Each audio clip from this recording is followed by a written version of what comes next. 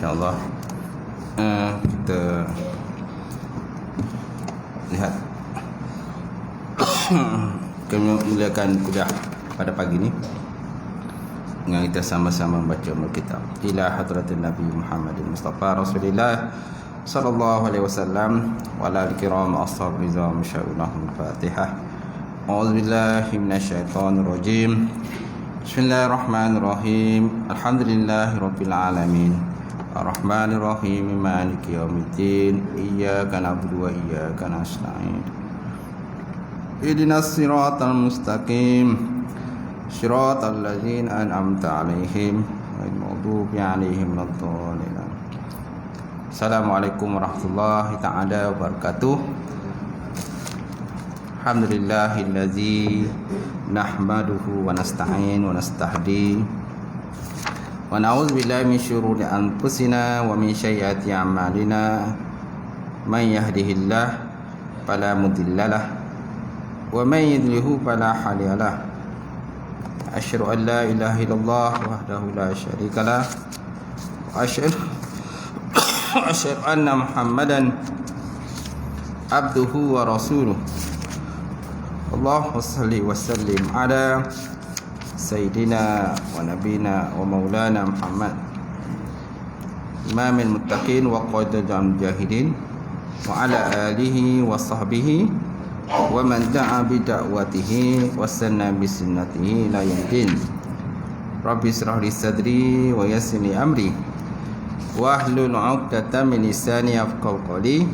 Subhanaka la ilma lana illa ma 'allamtana innaka antal alimul hakim. Wala haula wala quwwata illa billahil aliyyil azim. Qala Allah Subhanahu wa ta'ala Qur'anul Karim, a'udzu billahi minasyaitonir rajim. Bismillahirrahmanirrahim. Qul hal yastawil ladzina ya'lamuna wal ladzina la ya'lamun innama yatazakkaru ulul albab. Maksudnya, adakah sama orang-orang yang berilmu, adakah orang-orang dengan orang yang tidak berilmu? Hanya saja orang-orang yang menerima peringatan daripada Allah Ta'ala, itulah orang-orang yang diberikan akal yang sempurna oleh Allah Ta'ala. Nawaitu ta'alluma wa ta'lim wa tazakkura wa tazkir wa naf'a wa intifa' wa lifadatu istifada wal hasa ala tamassuki bi kitabillah wa sunnati rasulih wa du'a ilal huda wa dalalati ilal hari ibtigha'a wajhillah wa maradatihi wa qurba sawabihi. InsyaAllah mati semulakan tuan-tuan imam, tuan-tuan Bilal, jawatan kuasa masjid, tuan-tuan hajah, tuan-tuan haji, tuan-tuan hajah, sidang jemaah muslimin muslimat, mukminin mukminat wa ta'ala. Alhamdulillah, kita panjatkan puji dan syukur kepada Ta'ala. Lagi kita dapat bersama pada pagi ini untuk kita sambung pengajian Syarah Hikam muka surat 399, tak silap saya. Betul ya? Masih lagi dalam pembahasan adab-adab orang arif. Ada adab orang yang arif di dalam perbicaraan. Pendahuluan apabila Allah Ta'ala menempatkan seorang hamba pada makam irsyad. Apabila Allah Ta'ala menempatkan seorang hamba pada makam irsyad, maksudnya memberi tunjuk ajar, dan makam taujih. Taujih maksudnya bimbingan, boleh memberi bimbingan. Jadi menjadi kewajipan kepadanya memberikan kepada makam ini haknya tanpa melihat kepada kelemahan atau kekuatannya. Juga berkewajipan berpegang dengan sebab-sebab yang boleh menimbulkan kesan pada hati. Boleh menimbulkan kesan pada hati. Ulang semula. Apabila Allah Ta'ala menempatkan seorang hamba pada makam irsyad, maknanya boleh memberi bimbingan lah, tunjuk ajar pada orang lain. Kan? Jadi menjadi kewajipan kepadanya memberikan kepada makam itu hak dia. Dia ada hak jugalah. Jadi bila dah sampai tingkatan yang arif billah, arif, orang yang mengenal Allah Ta'ala ni, dia pun ada adab dia bila berada di makam itu. Jadi menjadi kewajipan padanya memberikan kepada makam itu hak dia, tanpa melihat kepada kelemahan atau kekuatannya. Juga berkewajipan berpegang kepada sebab-sebab yang boleh menimbulkan kesan pada hati. Kemudian tak wajar kepada yang bercakap sebelum tumpuannya kepada Allah berlaku sepenuh dan muncul niat yang baik. Jadi tak wajar dia kepadanya bercakap, bercerita, kan, bab-bab orang kata arif billah ni, tingkatan arif, orang guru-guru yang mursyid yang boleh mengajar para orang lain. Jadi dia tak wajar bercakap lah sebelum tumpuannya pada Allah Ta'ala itu sepenuhnya dan niatnya baik. Mana niatnya baik untuk membimbing orang lain. Kalau niat dia tak baik, kan, untuk membimbing orang lain, jadi tak wajar dia bercakap lah perkara tadi. Kan? Jadi Allah Ta'ala adalah merupakan Tuhan yang menguruskan kemanfaatan. Mursyid berkewajipan memerhatikan pusingan-pusingan yang diperkatakan tadi. Mursyid mana guru lah. Guru dalam tarikat berkewajipan memerhatikan pusingan-pusingan yang diperkatakan tadi. Mana ada adab dia lah. Ada adab dia ketika berada di makam tersebut. Mana makam yang boleh memberi tunjuk ajar kepada orang yang lain. Dia juga naklah memperhatikan hal keadaan murid dia. Kalau dia ada pengikut batuk tak? Kalau dia ada pengikut, mana dia pun kena perhatikan juga pengikut dia. Macam tu. Pengikut dia boleh ikut tak apa yang dia buat? Zikir-zikir yang dia buat tu boleh tak? Anak-anak murid dia ikut lah. Mana dia juga naklah memperhatikan hal keadaan murid. Dan juga orang yang lebih mendahului murid. Itulah golongan sabiqun, orang-orang terdahulu daripada itu.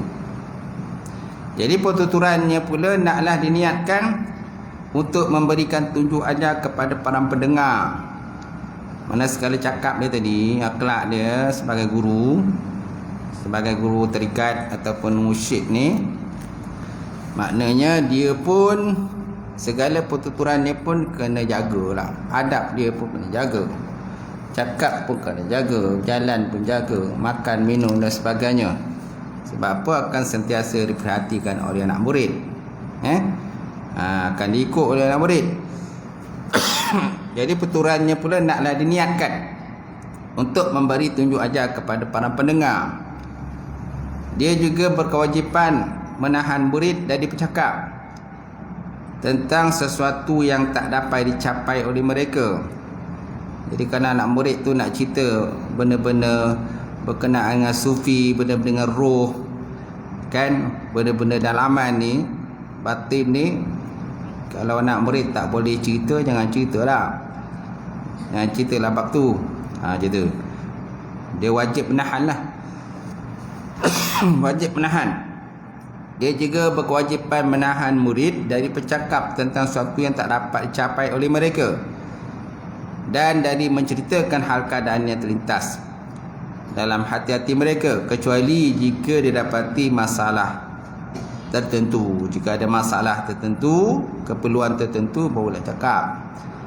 Ini antara adab lah. Adab orang arif. Orang arif maksudnya guru lah. Guru, orang yang dah dekat dengan Allah Subhanahu Wa Taala, orang yang dah mengenal Allah. So apakah maksud dengan ma'rifatullah? Biasa diulang perkataan ma'rifatullah, mengenal Allah. Apa maksud mengenal? Adakah mengenal sampai mengenal zat Allah? Ini persoalan dia. Adakah mengenal itu sampai mengenal zat Allah? Jawapannya tidaklah. Manakan mungkin kita boleh capai mengenal zat Allah Ta'ala. Gitu. Maksud mengenal ini, kalau sebut definisi makrifat, al-jazmu mutabiq lil waqi' an dalil. Jazam, satu jazam yang bertepatan dengan waqi', kebenaran, serta berdasarkan pada dalil. Itu dikatakan makrifat. Makrifat ni biasa diguna pakai dalam bab tauhid lah. Makrifat maksudnya zazam 100%. Kalau zon tak dikira makrifat, syak pun tak kira makrifat, waham pun tak dikira makrifat. Zon ni 75% ikatan keyakinan, syak ni 50-50, waham 25% keyakinan. Jadi zan, syak, waham maka tak dikira sebagai makrifat. Dia mesti 100% makrifat. Kemudian mutabiq lil waqi', bertepatan dengan waqi', realiti dia. Maka kata-kata bertepatan dengan waqi' maksudnya terkeluarlah faham-fahaman Nasrani, Yahudi dan sebagainya.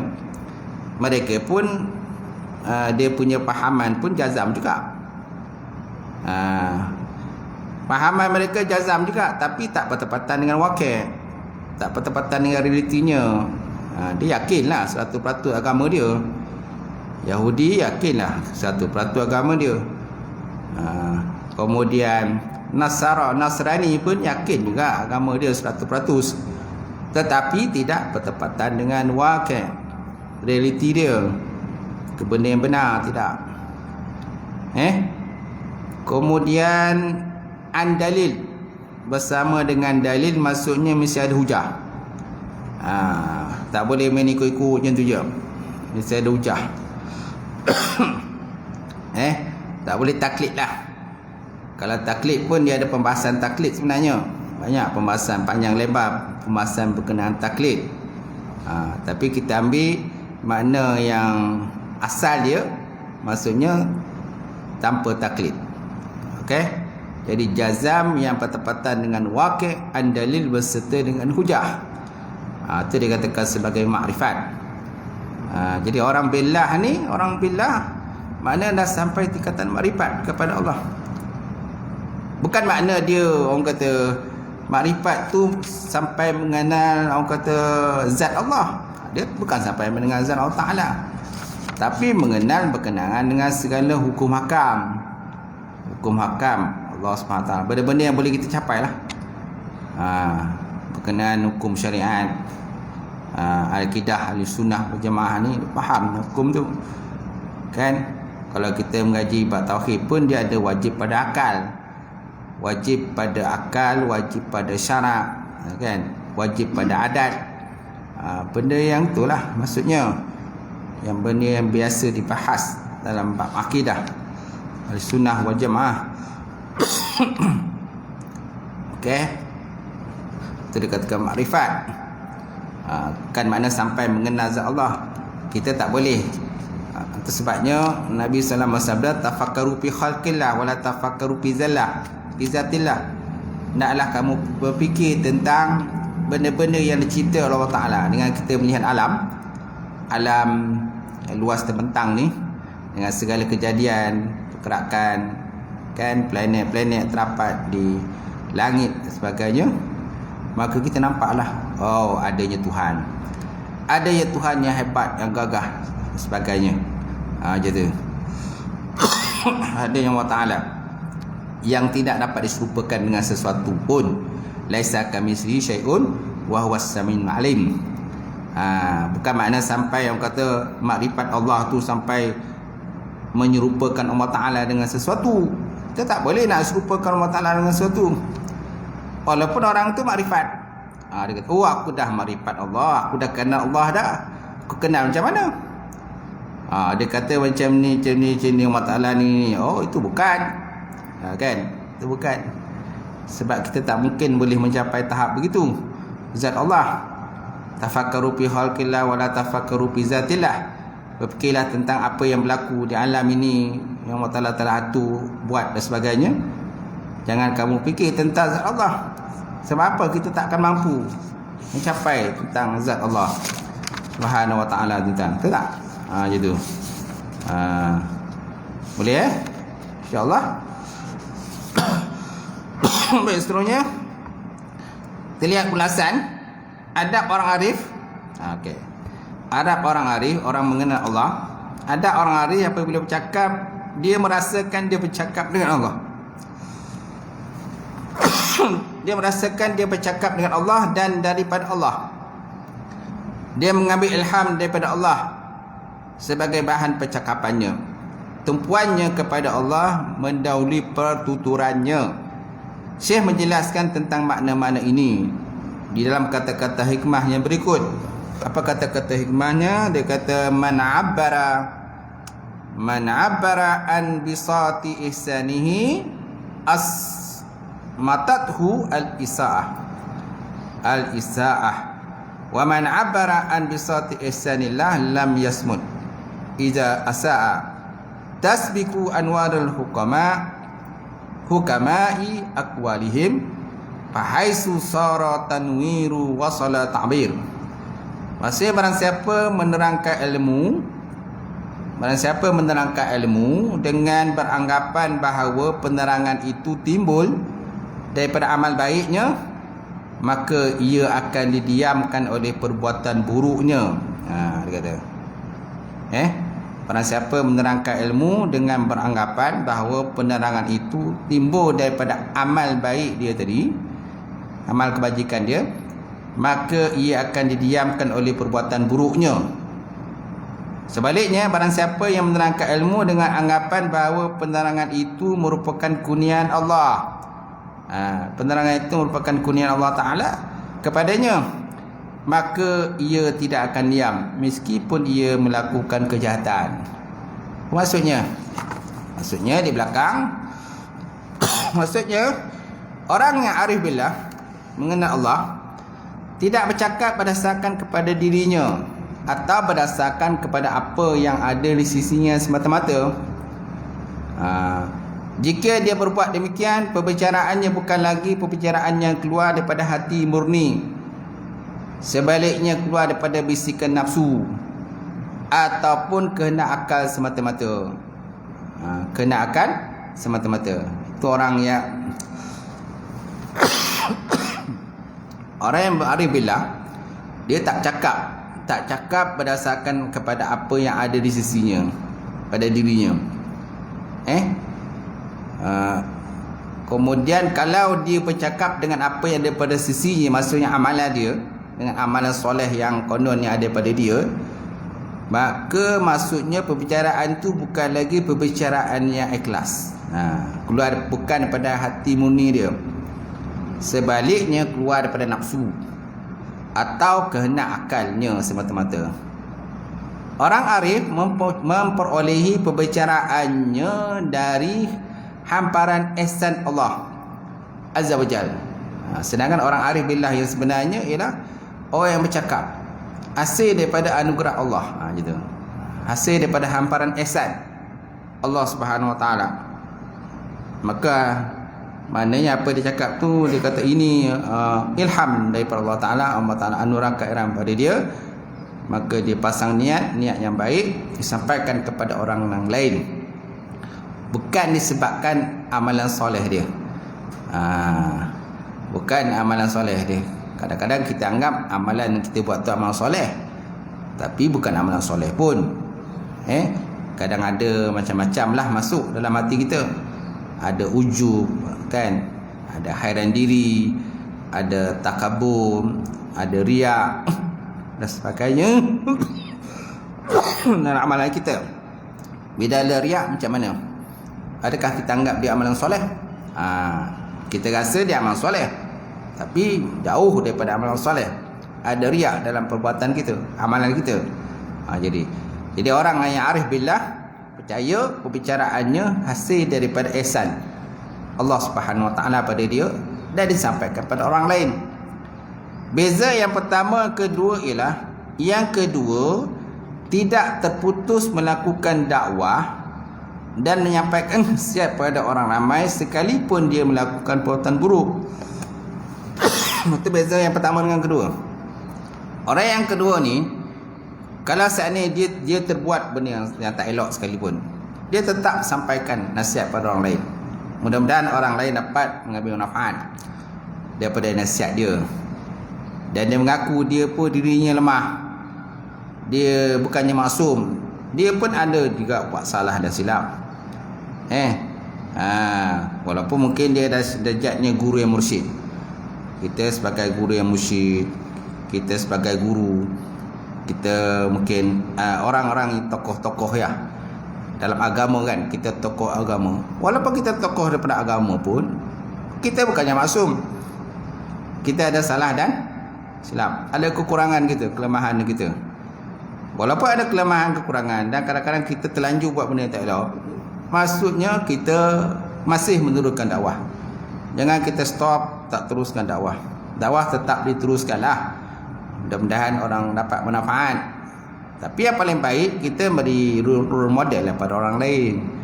Kita menjadi contoh orang lain, itu yang paling baik sekali. Tapi kalau kita tak boleh buat benda tu, tapi mudah-mudahan orang lain boleh buat. Bila orang lain boleh buat, kita pun mendapat pahala yang sama sebagaimana orang yang buat. Itu maksudnya. Baik. Jadi beza yang pertama dengan kedua ialah yang kedua tidak terputus daripada melakukan dakwah. Nampak? Dia tak terputus. Terus buatlah dakwah. Dakwah macam-macam jenis dakwah kan. Dakwah bil hal, dakwah bil lisan, dakwah dengan bercakap, dakwah tak bercakap pun ada juga. Yang penting akhlak yang baik, kan? Akhlak yang baik, orang kata kelakuan yang baik pun dah cukup. Dakwah bil hal. Macam tu. Kita bagi hadiah pada orang lain, nampak orang susah, kita pun belilah barang-barang dapur, pergilah hantar kat dia, kan? Kita cakaplah inilah dah ikhlas, kan? Dia tu. Itu pun dakwah juga.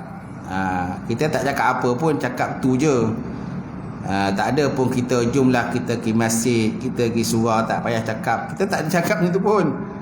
Just kita nak bagi bantuan aja. Kan? Bagi sumbangan aja. Tu boleh katakan dakwah. Dakwah bil hal lah. Dakwah bil hal, bukan dakwah bil lisan pun. Je tu. Baik. Jadi maksudnya beza yang pertama, yang kedua ialah yang kedua tidak terputus daripada melakukan dakwah dan menyampaikan nasihat pada orang ramai walaupun dia melakukan perbuatan buruk, kerana pada asalnya dia bercakap daripada Allah dan dengan bantuan daripada Allah. Dia kata dia bercakap daripada Allah, maksudnya ikhlas lah. Dia cakap ikhlas kerana Allah, bukan ada sesuatu benda yang dia nak dapatkan hasil daripada dakwah dia.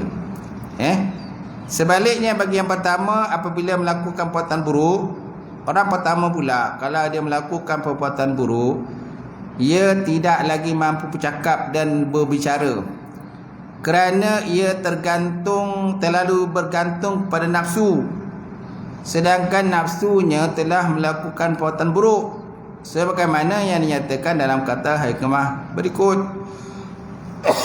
Nampak? Orang yang tidak ikhlas kepada Allah dalam menyampaikan dakwah, menyampaikan nasihat, kalau terjadi benda yang buruk pada dia, dia buat benda yang tak elok, jadi dia terus down lah, kan? Down je tu. Terus down, maksudnya tak mampu lagi nak cakap apa. Je tu. Sebab bukan ikhlas dia cakap. Kalau dia ikhlas cakap pada orang, walaupun apa yang berlaku pada dia, dia akan terus menyampaikan lah nasihat kepada orang lain. Tak banyak, sikit dia bagi nasihat. Mudah-mudahan dengan nasihat tadi dapat, kan, beri manfaat pada orang lain. Baik. Seterusnya kata hikmah tadi diulang semula. Man abara an bisati ihsanihi asmatathu isaah, wa man abara an bisati ihsanillah lam yasmud iza asaa. tasbiku anwaril hukama'i aqwalihim fahaisu sarat tanwin wa salat ta'bir. Barang siapa menerangkan ilmu dengan beranggapan penerangan itu timbul daripada akhlak baiknya, amal baik, maka dia akan didiamkan oleh perbuatan buruk. Sebaliknya, barang siapa menerangkan ilmu dengan anggapan bahawa penerangan itu adalah kurniaan daripada Allah, ia tidak akan diam. Meskipun dia melakukan kejahatan, walaupun dia buat benda tak elok, tapi dia terus sampai. InsyaAllah. Boleh tuan macam tu. Ni tinggilah kata-kata hikmah ni. Tinggi, mendalam, beri peringatan pada kita, bagi pesanan pada kita. Maksudnya apa saja yang berlaku pada kita teruskan. Sampaikanlah. Walau ayah. Kan balighu anni walau ayah. Sampaikan. Walaupun satu ayat pun sekalipun. Penting kita dah sampaikan. Baik. Adab. Kemudian ada 138 bawah tu dia kata maksud cahaya, ada cahaya, ada cahaya 138. Maksud cahaya para ahli ihmah ialah cahaya ma'rifatullah yang membuat kuatnya keyakinan. Ma'rifatullah kan maksud yakin, keyakinan 100% al-jazmu mutabiq lil waqi' ma'ad dalil, kan, jazam yang bertepatan dengan realitinya serta dengan hujah. Jadi orang yang ma'rifatullah, orang yang kuat keyakinan lah, keyakinannya kepada Allah Subhanahu wa ta'ala. Kalau ahli hikmah hendak memberikan penerangan ilmu kepada orang lain, cahaya mereka mendahului keluar. Bila cahaya dapat menjangkaui hati orang yang mendengar, tentu penerangannya dapat terima dan dapat dipahami dengan mudah, insyaAllah. Yang penting apa yang kita niatkan, kita buat tu ikhlas kepada Allah. Bila ikhlas kepada Allah, baru akan membekas ke hati orang yang dengar. Kalau kita cakap kerana duit, kerana upah, kan, kita cakap kerana duit, kerana upah, kerana imbuhan, sejam bercakap mungkin dapat 5,000, dapat 10,000 sejam bercakap. Jadi semata-mata kerana duit, jadi tidak akan sampailah, tak menusuklah ke dalam hati orang. Orang pun tak akan berubah. Macam tu je, hanya sedap dengar macam tu je. Lepas tu habis, kosong balik, tak ada faedah. Baik. Adab syekh-syekh ialah mereka muraqabah dan menentukan hati kepada Allah Ta'ala dengan penuh rasa hina dan bergantung kepadanya sebelum mereka bercakap. Ni adab-adab syekh ni, syekh-syekh mursyid, syekh tarikat dan sebagainya, ialah mereka muraqabah. Maksud muraqabah ni merasakan Allah Ta'ala memerhatikan mereka, sentiasa melihat apa yang mereka lakukan. Muraqabah ni sama dengan maksud ihsan. An ta'budullah ka'annaka tarahu fa in lam takun tarahu fa innahu yaraka. Dan menumpukan hati kepada Allah dengan penuh rasa hina dan bergantung kepadanya sebelum mereka cakap. Maksudnya sebelum bertutur apa-apa pada orang ramai, maksudnya dia muraqabah kepada Allah dan menumpukan hati kepada Allah. Dia rasa hina dia pada Allah Ta'ala. Sebab apa yang dia cakap ni adalah anugerah daripada Allah, kan. Kalau Allah Ta'ala tak bagi anugerah, dia pun tak boleh cakap apa. Kita kena tahulah anugerah. Apa yang kita dapat, apa yang kita belajar, apa yang kita hafal, semua anugerah daripada Allah. Kalau Allah Ta'ala tak beri anugerah pada kita, satu benda pun kita tak hafal. Satu ayat, satu surah Quran pun kadang-kadang kita tak hafal. Susah nak hafal. Sebab apa? Tidak ada anugerah daripada Allah. Itu. Usaha dan ikhtiar tu, itu memang kena ada lah. Usaha ikhtiar. Satu lagi, anugerah Allah Ta'ala. Tanpa usaha dan ikhtiar, tanpa anugerah Ta'ala pun tak jadi juga. Itu. Okay. Jadi kita kena tahulah, semua anugerah daripada Allah Ta'ala, kan. Harta benda, kekayaan, semua anugerah daripada Allah Ta'ala. Itu orang Islam. Berbeza dengan orang kafir. Orang kafir, Allah Ta'ala bagi dia macam-macam ilham, tuan-tuan, untuk buat teknologi. Buat tu buat ni kan. Boleh terbang, boleh naik ke angkasa, boleh pergi IS dan sebagainya kan. Macam-macam lah mereka cipta. Orang kafir ni benda-benda yang canggih-canggih diciptaan mereka. Tapi mereka tak rasakan tu semua anugerah Allah Ta'ala. Dia tak rasa itu semua anugerah Allah Ta'ala. Kalau dia rasa itu semua anugerah Allah Ta'ala kan, maka dia tentu akan tunduk, sujud dan syukur kepada Allah, merendahkan diri kepada Allah, dan dia masuk Islam. Sebab itu anugerah Allah Ta'ala. Tapi dia tak rasa itu anugerah Allah Ta'ala. Itu dia kata hasil daripada pemikiran mereka sendiri. Dia kata hasil daripada kerah pemikiran mereka, maka terciptalah teknologi mereka. Mereka buat teknologi, macam-macam teknologi lah yang mereka fikirkan. Mereka terhasilah teknologi. Tapi mereka tak fikir itu anugerah pada Allah Ta'ala. Orang Islam, apa saja teknologi yang orang Islam buat, dia kena fikir, ini anugerah daripada Allah. Bila anugerah daripada Allah, macam mana dia teknologi tadi boleh bermanfaat kepada orang Islam? Macam mana teknologi ni boleh bermanfaat kepada orang Islam? Boleh bermanfaat atau tidak? Kalau buat teknologi, satu benda ciptaan baru, tapi tak ada manfaat pada orang Islam, pun tak guna juga. Orang kafir yang dapat manfaat. Kita mesti fikir benda tu ada manfaat pada orang Islam, dan kita rasa tunduk dan khusyuk kepada Allah. Ini adalah anugerah daripada Allah Ta'ala pada kita. Jangan kita ambil kesempatan. Bila hasil teknologi ini kita jual dengan harga berjuta-juta. Sebab apa? Nak kau keuntungan. Nak kau keuntungan, kita jual dengan harga yang mahal. Sedangkan itu pemberian daripada Allah. Baik. Cahaya-cahaya yang Allah Ta'ala curahkan dalam hati-hati mereka mengkalakan kepada hati-hati pendengar. Dan setelah itu barulah mereka berbicara. Jadi mana cahaya-cahaya Allah Ta'ala yang Allah Ta'ala curahkan dalam hati mereka, mereka halakan kepada mad'u. Mad'u ni pendengar lah. Mad'u mana orang yang didakwah, orang yang disuruh, mad'u. Dan setelah itu barulah mereka berbicara. Ibarat-ibarat yang mereka gunakan ketika berbicara kepada pendengar begitu bersinar. Manakala hati-hati yang mendengar, penerangan itu sebut bercahaya. Nampak? Hati-hati yang dengar pun bercahaya, khusyuk kan? Rasa insaf diri. Tak ada bila orang dengar tu tak ada insaf diri. Naklah orang yang bercakap itu, orang yang menyampaikan ikhlas kepada Allah. Bila ikhlas kepada Allah, maka orang yang dengar pun akan rasa rendah diri, khusyuk dan tawaduk kepada Allah. Gitu.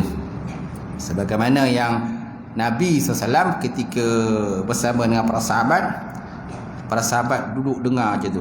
Duduk dengar, diibaratkan mereka tunduk tu, kalau seandainya burung kan singgah di atas kepala mereka pun, mereka tidak akan bangun. Mereka tak akan bangunlah. Sebab apa? Tunduk dan khusyuknya mendengar nasihat-nasihat dan pesanan-pesanan daripada Rasulullah sallallahu alaihi wasallam. Baik. Cahaya tersebut semakin meningkat melalui perbicaraan lakukan. Sehubungan dengan itu Syekh menyatakan tasbiku anwarul hukama'i aqwalihim fahaisu sara tanwin wa salat ta'bin. Cahaya para ahli hikmah mendahului perkataan mereka. Oleh itu bila cahaya dapat dihasilkan, penerangan pun sampai. Gitu. Mana cahaya dulu tu, sampai dulu kepada orang yang dia dengar tadi lah. Maksud cahaya tadi mana keikhlasan dia lah, ikhlas dia dalam bercakap tu, menyampaikan nasihat kepada orang lain. Mana cahaya ahli hikmah mendahului perkataan mereka. Oleh itu bila cahaya dapat dihasilkan, penerangan pun sampai. Nampak? Mana penerangan pun menusuk ke dalam jiwa, hati orang yang mendengar pesanan tadi. Jadi berdasarkan sejauh mana cahaya hati, begitu kuatnya cahaya perbicaraan. Apabila hati gelap, perbicaraan pun gelap. Dia kata. Bila hati gelap, mana apa yang sampai pun gelap. Macam berlalu je lah. Nasihat-nasihat tu tidak berbekas, tak terkesan pada hati orang dengar. Macam tu. Tak memberikan keinsafan pada orang dengar. Bila hati menjadi mengalami gerhana, perbicaraan pun diliputi oleh kegelapan. Kerana itu sifat orang arif, para pendakwah yang ikhlas, menyampaikan nasihat yang benar dan pembimbing yang ikhlas ialah bekerja untuk menyinari hati-hati mereka sebelum memulakan perbicaraan. Bekerja untuk menyinari hati mereka, niat untuk bagi nasihat kepada orang ramai, orang yang kita nak dakwah, orang kita nak seru, barulah kita cakap, bicara. Dan perbicaraan kita kalau baik mestilah tersusun jelas, orang boleh faham, boleh dengar, kan? Tak guna kalau kita cakap banyak tapi orang tak faham. Cakap banyak orang tak faham, tuan-tuan. Benda dah ustaz ni cakap tak faham. Kan? Tak tersusun lah kataan dia. Macam tu. Baik. Kemudian Syekh Athaillah menyatakan kullu kalamin yabruzu alaihi kiswatul qalbi allazi minhu baraza. Setiap perkataan keluar, terdapat padanya pakaian hati yang menjadi sumber perkataan itu. Dia kata setiap perkataan keluar, kullu kalam yabrazu, setiap perkataan yang keluar ataupun yakhruju, wa alaihi kiswatul qalbi, atasnya itu terdapat pakaian hati. Kiswah mana pakaian hatilah, allazi minhu baraza, yang menjadi sumber perkataan itu. Ini adalah satu perkara yang dirasai oleh hati-hati. Terdapat perbicaraan yang lebih manis kepada hati berbanding madu. Terdapat perbicaraan yang lebih manis kepada hati berbanding dengan madu. Ada perbicaraan yang mendahului hati tanpa mendapat keizinan daripada Allah. Ada perbicaraan yang mendahului hati tapi tanpa izin daripada Allah. Ada juga perbicaraan yang dirasai keberkatannya oleh manusia dan mereka rasa puas hati terhadapnya, kan?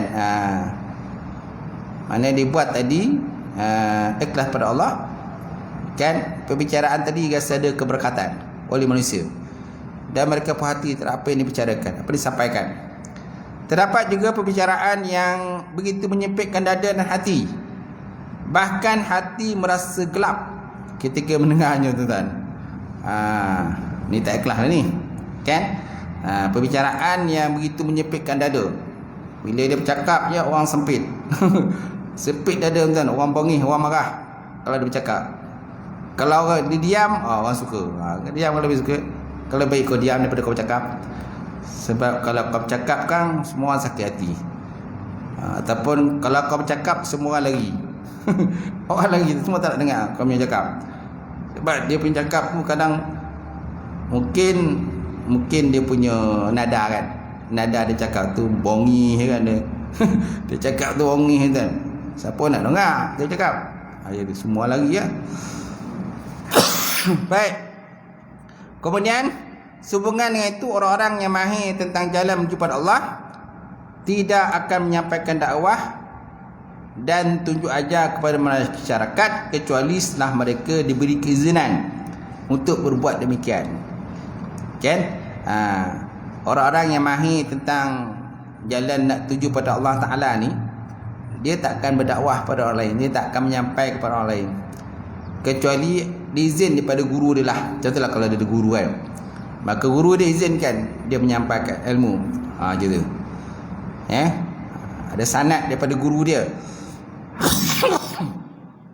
Baik, kemudian adab para syekh ialah mereka tidak akan diberi keizinan kecuali setelah apa yang diizinkan oleh mereka menjadi matang terlebih dahulu. Macam tu.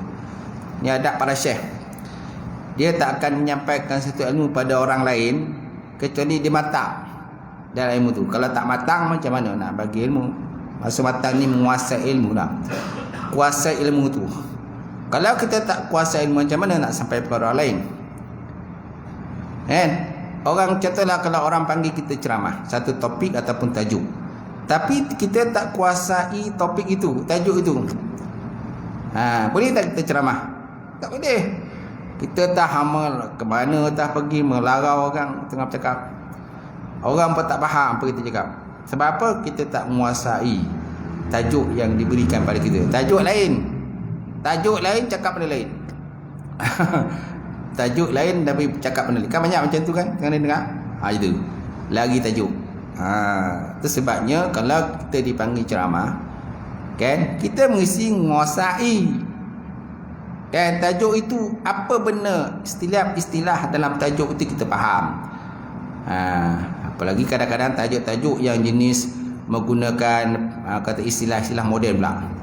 Tajuk yang gunakan istilah moden, kita kena kuasai apa maksud tajuk itu, setiap perkataan dia, baru bila kita sampai pada orang lain.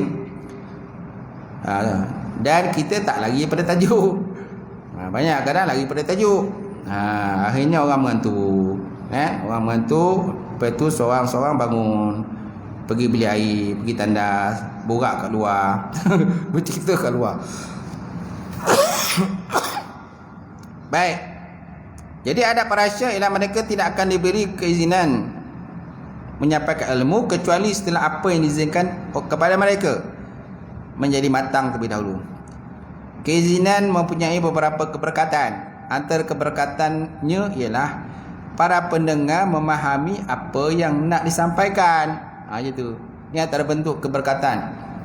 Antara bentuk keberkatan yang kita share ilmu pada orang lain, maksudnya orang faham apa yang kita sampaikan itu antara bentuk keberkatan. Antara keberkatan ialah para pendengar memahami apa yang nak disampaikan pada mereka dan menganggap apa yang disampaikan itu merupakan jalan pintas ke arah mendekatkan diri kepada Allah tanpa mengira sama ada pembicaraan yang diutarakan itu berbentuk penerangan ataupun isyarat semata-mata, tuan-tuan. Masya-Allah. Sampai situlah, wallahu a'lam bissawab.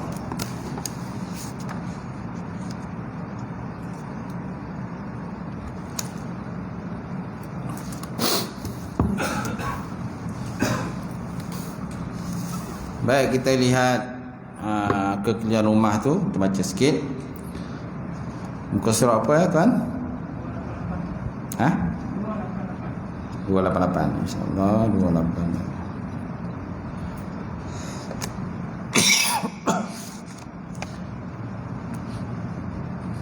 Masih lagi Madhi Rasul ya? Perbicaraan Madhi Rasul bab yang ke-13. 288. Suatu renungan. Diceritakan kisah Habib Abdurrahman As-Saqaf. Diceritakan bahawa pengarang kitab Bada'i At-Tabud, nama kitabnya Bada'i At-Tabud, iaitulah pengarangnya Al-Alim Al-Alamah Al-Habib Abdurrahman Al-Ubaidillah As-Saqaf rahimahullah ta'ala. Dalam rehlahnya ke Mekah. Rehlah ni macam musafir lah, musafir relah kan. Boleh juga mana rehlah ni berkelah. Ada gunakan kata rehlah ni berkelah. Berkelah tepi jalan, tepi pantai tu rehlah juga. Ini boleh juga rehlah ni musafir dalam rehlahnya ke Mekah untuk menunaikan umrah. Telah membaca maulid junjungan Nabi Muhammad sallallahu alaihi wasallam dalam Masjid Haram bersama dengan teman dan juga murid-murid beliau. Tak terkena sampai kepada kisah kelahiran junjungan Nabi Muhammad sallallahu alaihi wasallam, yakni Mahalul Qiyam. Sebagaimana kebiasaan umat Islam di seantero alam, bila bersama para hadirin pun berdiri sambil melantunkan selawat dan salam ke atas junjungan Nabi Muhammad sallallahu alaihi wasallam. Jadi hal tadi tuan-tuan diperhatikan oleh petugas Masjidil Haram. Jadi petugas ni haram tu duduk perhati je lah. Al-Habib Al-Rahman Abdullah Saqaf ni bersama dengan kawan dia baca kitab selawat. Dia lantunkan selawat. Bila sampai kepada selawat, sambil melantunkan salawat dan salam pada junjungan Nabi, maka dia perhati tugas tadi. Ketika itu Arab Saudi berada di bawah pemerintahan Abdul Aziz As-Saud. Petugas tadi datang kepada Habib dan dengan kasar menyuruh beliau berhenti. Dia kata, berhenti, dia kata. Berhenti, jangan teruskan. Habib Abdul Rahman cuba memberikan penjelasan kepada petugas tadi, namun sia-sia. Sia-sialah, dia kata. Demi menjaga daripada terjadi kecoh, Habib Abdul Rahman pun memerhatikan bacaan maulid. Dia pun berhenti. Tak nak jadi apa-apa, bergaduh kan. Bergaduh, beralah dan sebagainya. Dan mungkin dia kena tangkap ke dan sebagainya. Maka dia pun berhentilah. Tatkala tiba waktu solat maghrib, maka datanglah Haji Abdul Aziz As-Saud untuk menunaikan solat berjemaah. Melihat ketimbangan raja, maka para jemaah, terutama sekali petugas pun berdiri menghormatinya. Namun Habib Abdul Rahman tak nak berdiri. Dia terus duduk tanpa mempedulikan raja. Dia tak peduli raja datang, tuan. Nah, oleh semua berdiri, dia tak berdiri. Jadi perbuatan Habib Abdul Rahman dilihat oleh raja. Dan setelah salat, raja menyuruh memanggil Habib Abdul Rahman datang menghadap pada dia. Habib Abdul Rahman datang raja lah. Dan orang panggil, pergilah kan. Lalu beliau ditanya oleh raja mengenai perbuatannya tak mau berdiri menghormati dia. Kau kenapa kau tak berdiri kan? Aku datang, kenapa kau tak berdiri? Kau duduk je. Dengan tenang dan penuh adab, Habib Abdul Rahman bertanya pada raja, siapakah yang lebih mulia? Junjungan Nabi ke ataupun baginda raja? Dia kata. Dia tanya pula pada raja, tuan. Berani dia. Berani tanya pada raja. Wahai raja, siapa paling mulia? Rasulullah ke ataupun raja? Okay. Raja Abdul Aziz menjawab bahawa sudah tentunya junjungan Nabi Muhammad SAW lebih mulia daripada baginda. Maka Habib Abdul Rahman pun menceritakan kisah petugas Masjidil Haram yang melarangnya daripada berdiri demi junjungan Nabi Muhammad SAW. Mana dia berselawat masa tu. Tiba-tiba petugas tadi larang dia, jangan berselawat lagi. Macam tu. Oleh itu, jika berdiri demi junjungan Rasulullah SAW dilarang, maka kenapa perlu berdiri demi menghormati orang yang jauh lebih rendah kemuliaannya daripada baginda Rasulullah SAW? So mana lebih mulia, raja ke Nabi? Kan? Sedangkan raja pun datang pun kita berdiri. Montori datang pun kita, pengurusi kata, bangun. Semua bangun kan. Semua tak berani duduk. Semua bangun, tuan-tuan. Mana kalau orang besar datang, biasanya disuruh bangun oleh MC kan, pengacara majlis. Semua bangun. Ini Nabi kan, kita berselawat pada Rasulullah. Walaupun Nabi dah tak ada, tapi kita selawat kan. Macam tu. Oleh itu, jika berdiri demi junjungan Rasulullah dilarang, maka kenapa perlu berdiri demi menghormati orang yang jauh lebih rendah kemuliaannya daripada baginda Rasulullah sallallahu alaihi wasallam. Setelah mendengar penjelasan Habib Abdul Rahman tadi, Raja Abdul Aziz As-Saud pun segera memerintahkan para petugas dan penjaga Masjidil Haram agar tidak lagi mengganggu dan menegah segala perbuatan dan amalan dilakukan oleh Habib Abdul Rahman tadi. Nampak? Jadi akhirnya raja perintah pada petugas, biarkanlah, dia kata. Jangan duk tegah lah orang tengah berselawat. Selawat tu pula tengah berdiri kan. Kan biasa kita baca selawat, buku selawat tu kan kita duduk, lepas tu bila baca, bila sampai tengah-tengah kan kita berdiri kan. Jadi masa berdiri itulah yang ditegah tu oleh petugas tadi, tuan-tuan. Macam tu. Boleh tuan InsyaAllah. Satu lagi tajuk umum, bab yang ke-14. Nabi Muhammad tidak sesat. Benarkah Nabi Muhammad pernah sesat? Apakah pendapat ulama tentang pandangan yang menyatakan Nabi Muhammad pernah sesat sebelum diutuskan sebagai Nabi? Jawapannya, inilah pendapat yang sesat. Ini pendapat sesat. Kalau dia tuduh Nabi pernah sesat, maksudnya pendapat itu sesat dan jauh daripada kebenaran. Pendapat ini hasil daripada kesalahan. Kesalahan dia dalam mentafsirkan firman Allah Ta'ala dalam surah Ad-Duha. Allah Ta'ala sebut dalam surah Ad-Duha, wa wajadaka dolan fahada, wa wajadaka dolan fahada, dan didapati pada mulanya engkau dalam keadaan tidak mengetahui segala keseluruhan isi Alkitab dan selainnya. Kemudian engkau diberi petunjuk untuk mengetahui semua. Jadi perkataan dolan ini, dolan di sini bermaksud keadaan dalam kebingungan, bukan makna sesat. Ni ada kadang mentafsirkan makna dolan ni dengan makna sesat. Jadi mana Nabi pernah sesat lah gitu. Lepas sesat baru dapat petunjuk. Jadi maksud dolan itu ialah keadaan bingung, bukan sesat. Kata keterangan dia. Seluruh mufassirin dan mutabar telah menghukum Nabi Muhammad SAW sebagai sesat, tidak menghukum Nabi Muhammad sebagai sesat daripada kebenaran, sama ada sebelum ataupun sesudah kenabian. Sama ada sebelum atau sesudah, Nabi tak pernah sesat. Ayat 7 surah 2 ini menunjukkan bahawa Nabi Muhammad tidak sesat daripada kebenaran, sama ada sebelum kenabian maupun selepasnya. Tetapi ia baginda pada permulaannya tidak mengetahui keseluruhan isi kandungan kitab. Kemudian dia beri petunjuk dengan diturunkan Al-Quran keseluruhannya. Gitu. Bukan makna sesat.